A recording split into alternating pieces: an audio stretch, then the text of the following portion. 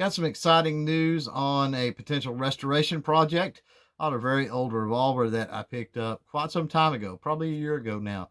Going to talk about that coming up next.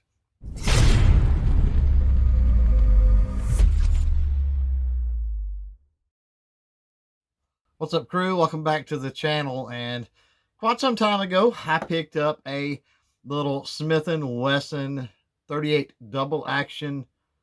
This is a top break third model, I believe, revolver. Now, these were built from about 1884 through about 1895. They made about 200,000 of them.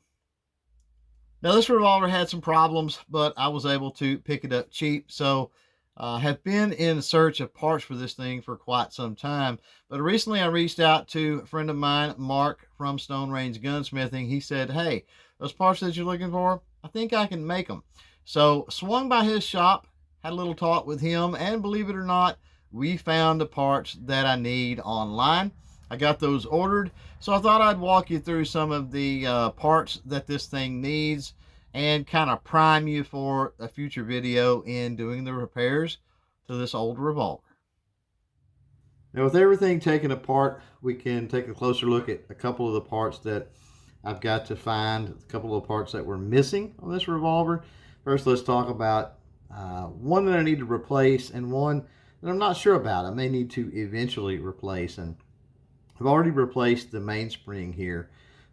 This is a pretty standard design for Smith & Wesson mainsprings, so I was able to get this one, do a little bit of fabrication to it, and make it work for the repair, at least on that side.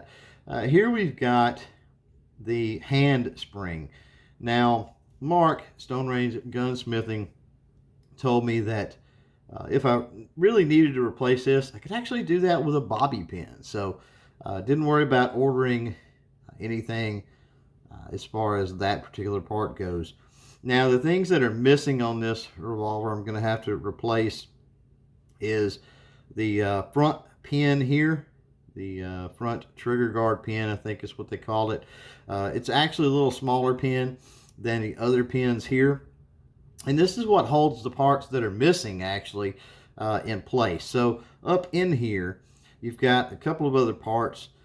You've got the trigger return spring, which sits in there, as well as the cylinder stop. So I've got those ordered with Jack First. They should be here soon. And when I get those in, I will do another video on the actual repair of this revolver, see if we can get it fully functioning and at least able to fire some wax slugs. Be looking for that video to drop in the near future. Now, I got a question for everybody out there. If you had the opportunity to pick up and get working, which is the key here, a Smith & Wesson 38 double action top break third model for, let's say, less than $100, would you do it? Let me know in the comments below. Thanks for hanging out. Thanks for watching. Until next time, don't forget to chain fire freedom.